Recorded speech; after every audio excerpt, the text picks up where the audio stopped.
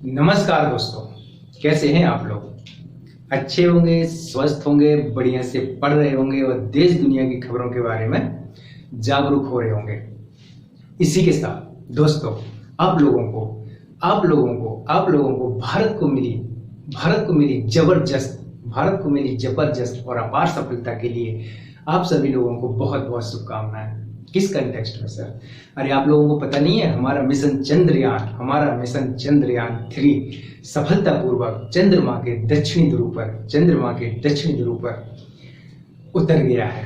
सफलतापूर्वक उसकी लैंडिंग हो गई है और भारत ऐसा करने वाला विश्व का पहला देश बन गया है।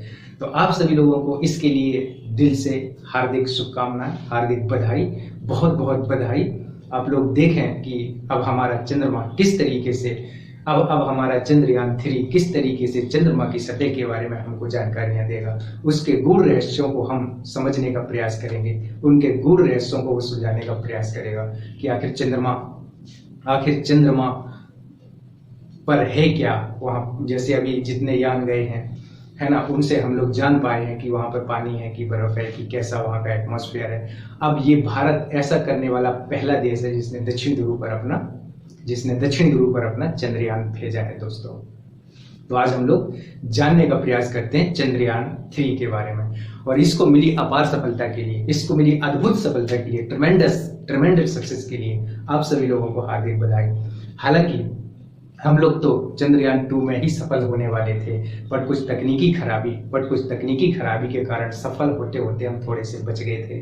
मतलब कि चंद्रमा की कक्षा पर तो हम पहुंच गए थे, बस लैंडिंग हमारा चंद्रयान 2 लैंड करने ही वाला था कि कुछ तकनीकी खराबी के कारण हमारा वो मिशन है असफल हो गया था। तो दोस्तों, फिर भी हमने हार नहीं मानी, हम फिर खड़े हुए, हम पूरे जोश से जुनून से, हमारे वैज्ञानिक, इसरो के जितने भी हमारे वैज्ञानिक हैं, साइंटिस्ट हैं, जिन्होंने अपना समय दिया है इसके लिए, उनको हार्दिक बधाई, उनको बहुत बहुत धन्यवाद, उनके साहस के लिए, उनके जुनून के लिए कि वो पुनः खड़े हुए और फिर से उन्होंने चंद्रयान 3 लॉन्च किया, और न केवल लॉन्च किया बल्कि सफलतापूर्वक उसको चंद्रमा के सतह पर लैंड भी कराया। इसलिए वो सभी लोग इसके पात्र हैं कि उन्हें आज हम बहुत सारी शुभकामनाएं दें, उन्हें हम बहुत सारे विशेष दें कि वो ऐसे ही तरक्की करते रहें और अंतरिक्ष के अद्भुत रहस्यों को जानने का प्रयास करते रहें। उन सब लोगों को बहुत बहुत धन्यवाद जिन्होंने इस पे अपना थोड़ा सा भी टाइम दिया है, और पूरे देशवासियों को और पूरी मानवता को, क्योंकि ये केवल भारत का मिशन नहीं है बल्कि पूरी मानवता को समझने का, पूरी मानवता के गूढ़ रहस्यों को समझने के लिए ये एक मिशन है दोस्तों। तो हम लोग चंद्रयान 3 की बात करते हैं। इससे पहले भी हम लोग चंद्रयान 1 भेजे थे, जिससे हमें वहाँ पानी के बारे में, वहाँ के एटमॉस्फेयर के बारे में पता चला था। चंद्रयान 2 ऐसा मिशन था हमारा जो चंद्रमा के दक्षिणी ध्रुव पर उतरने वाला था। अब इसको थोड़ा सा हम समझ लेते हैं कि दक्षिणी ध्रुव आखिर है क्या। मान के चलते हैं ये हमारा अर्थ है। क्या है? ये हमारा अर्थ है, ठीक है, ये हमारा अर्थ है, और यहाँ कहीं चंद्रमा है। मान लो ये हमारा चंद्रमा है। क्या है? चंद्रमा है, चंदा मामा है ये हमारी पृथ्वी है। ये पृथ्वी का नॉर्थ पोल है, ये पृथ्वी का साउथ पोल है। यहां तक कोई दिक्कत नहीं है। ये पृथ्वी का नॉर्थ पोल है, ये पृथ्वी का साउथ पोल है। ऐसे ही चंद्रमा का ये नॉर्थ पोल है, ये साउथ पोल है। तो हम साउथ पोल कहां से डिवाइड करेंगे? यहां से बीच से कोई रेखा डिवाइड करेंगे, तब तो हम कहेंगे कि ये इसके ऊपर नॉर्थ है, इसके ऊपर साउथ है। तो साउथ पोल मतलब कि यहाँ कहीं हम अपने चंद्रयान 3 को उतारे हैं। अब चंद्रयान 3 को यहाँ उतारे हैं, तो चंद्रयान 3 लॉन्च कब हुआ था? कब लॉन्च हुआ था? ये लॉन्च हुआ था 14 जुलाई को। अब आप देखो दोस्तों कि 14 जुलाई 14 अगस्त है ना, 14 जुलाई 14 अगस्त, उसके बाद 6 और जोड़ो और 3 और जोड़ो, कितने हो गए? है ना, 9 जे हो गए। तो 1 महीना से ज्यादा समय लगा है यहाँ पहुंचने पे। लेकिन हमारे वैज्ञानिकों को देखो, इसको कहते हैं विज्ञान, कि उन्होंने बता दिया था कि ये 23 अगस्त को पहुंचेगा, और 23 अगस्त को उन्होंने कहा था कि 5:27 पर पहुंचेगा, और ये 14 जुलाई को लगभग 2:30 बजे के आसपास लॉन्च किया गया था। जिससे लॉन्च किया गया था उस व्हीकल का नाम है, मान के चलो यहाँ ये अपना क्या है? लॉन्च व्हीकल है। ऐसे बूस्टर लगे रहते हैं इसमें, ऐसे बूस्टर लगे रहते हैं। ये अपना मान के चलो लॉन्च व्हीकल है, ठीक। यहाँ बूस्टर लगे रहते हैं, ऐसे बूस्टर लगे रहते हैं, ठीक है। तो ये अपना लॉन्च व्हीकल है, ये GSLV है, इसको क्या कहते हैं, GSLV कहते हैं। तो GSLV कहते हैं, तो लॉन्च व्हीकल M3, इसको लॉन्च व्हीकल M3, इसी को GSLV जो मैक 3 था, इसको लॉन्च व्हीकल M3 नाम दिया गया, जिसके द्वारा इसको लॉन्च किया गया था। अब यहाँ पर देखो, इसमें ठोस भरा रहता है, ठीक है, यहाँ पे द्रव रहता है और यहाँ पे क्रायोजेनिक रहता है। ये इसका क्या है, ये ईंधन है, इसका क्या है, ईंधन है। तो यहाँ पर हम किसी सैटेलाइट को रखते हैं, ऊपर हम इसको भेजते हैं, तो यहाँ पर रख करके हम इसको भेजते हैं, यहाँ तक कोई दिक्कत नहीं है। यहाँ रखा तो इसको लॉन्च व्हीकल है, GSLV क्या है अपना, GSLV है लॉन्च व्हीकल, जिससे हम किसी चीज को लॉन्च करते हैं। मान के चलो ये है अपना GSLV का फुल फॉर्म होता है जियो स्टेशनरी लॉन्च व्हीकल। अब देखो, ये मान के चलो 3 स्तर पे डिवाइड है, 1 2 3। यहाँ पे हमने कोई वस्तु रखी है जिसको हमें अंतरिक्ष में भेजना है। तो अंतरिक्ष में भेजना है, तो इस पृथ्वी जब वो यान, मतलब कि जब कोई भी यान जब यहाँ से प्रक्षेपित हम करेंगे, तो यहाँ से पृथ्वी से ऊपर हमें किस चीज को छोड़ने के लिए हमें ज्यादा फोर्स की जरूरत पड़ती है। क्यों, देखो, अगर मैं ऊपर भेज रहा हूँ तो ये नीचे गिर रही है, सॉरी वो नीचे जानबूझ के गिर गई है, ये नीचे गिर रही है, तो ये नीचे गिर रही है तो गुरुत्वाकर्षण के कारण गिर रही है। इसीलिए दूसरी बात, हमें पता है कि हमें कितने वजन की वस्तु ऊपर ले जानी है। तो अभी तक जो हमारे पास जो GSLV था, पहले जो GSLV फर्स्ट था, वो लगभग 1.8 टन के आसपास वजन ऊपर ले जा सकता था। फिर GSLV Mark 2 आया, तो उसमें क्या हुआ कि हम 2.5 टन का वजन ऊपर ले जा सकते थे। अब हमारे पास GSLV MK3 है, अब हमारे पास GSLV MK3 है। ये क्या है, प्रक्षेपण यान है। मतलब जैसे हमारे पास बस है, तो बस पे कोई चीज रख दी तो कहीं पहुंचेगी नहीं, क्या पहुंचेगी, है ना, पर अपने आप तो नहीं पहुंच जाएगी। बंदूक से जब गोली दागते हैं तो देखो कितनी दूर जाती है, वैसे ही है, इसने अपना छोड़ दिया, धीरे धीरे यान खत्म हो जाएगा। जिस चीज को हमने छोड़ा है वो अपना यात्रा के पथ पे आगे बढ़ जाएगा, उसको सौर ऊर्जा से ऊर्जा मिलती रहेगी। M जो के है 3rd है, ये अपना लगभग 4 टन वजन ऊपर ले जा सकता है। हमने बता ही दिया कि कैसा बना रहता है, वो हमने बता दिया कैसे बना रहता है। ये अपना चंद्रमा है, इसकी दूरी है पृथ्वी से लगभग 3,84,000 किलोमीटर। ये यहाँ से इतनी दूरी है पृथ्वी।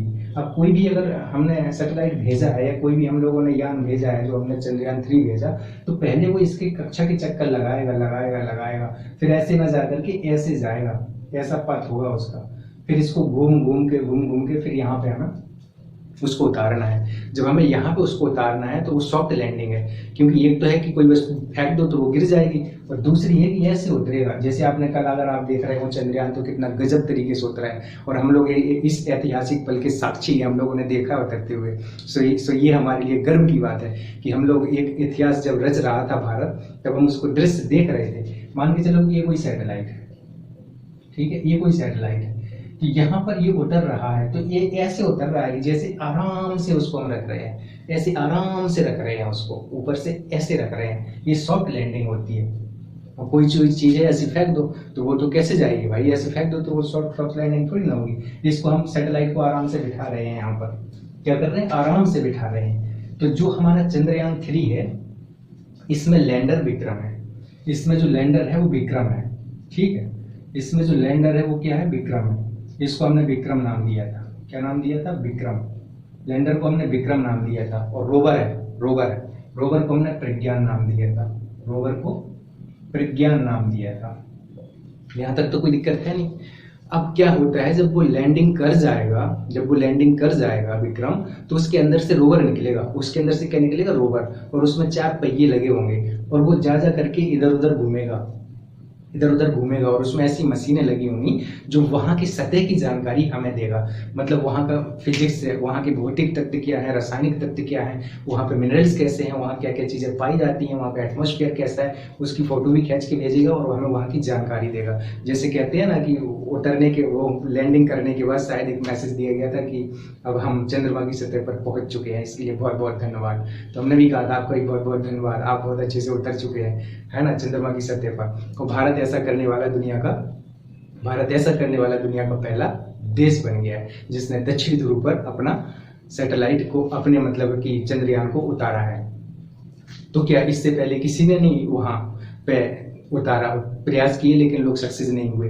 लेकिन चंद्रमा पे जो सबसे पहला मतलब कि यान उतारा गया था वो लूना था, लूना 2।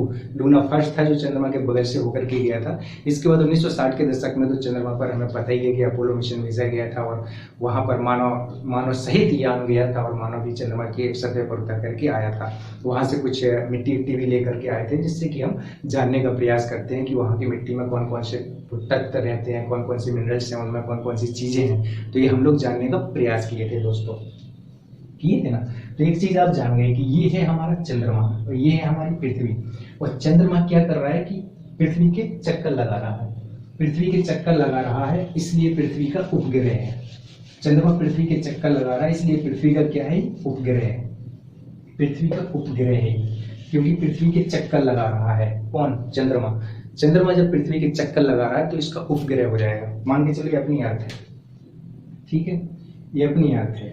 ये किसकी परिक्रमा कर रही है, सूर्य की परिक्रमा कर रही है। और चंद्रमा ये है, ये चंद्रमा किसकी परिक्रमा कर रहा है, पृथ्वी की परिक्रमा कर रहा है। आपने देखा होगा ना कि चंद्रमा इतना सा दिखाई देता है, फिर इतना, फिर इतना, फिर इतना, फिर कभी पूरा गोल दिखाई देने लगता है, ऐसे ऐसे थाली की तरह बिल्कुल गोल, है ना।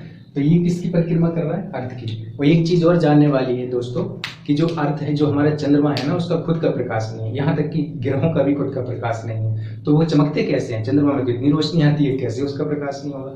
वो सूर्य के प्रकाश से चमकते हैं, सूर्य के प्रकाश से वो चमकता है, उसकी खुद की अपनी रोशनी नहीं है।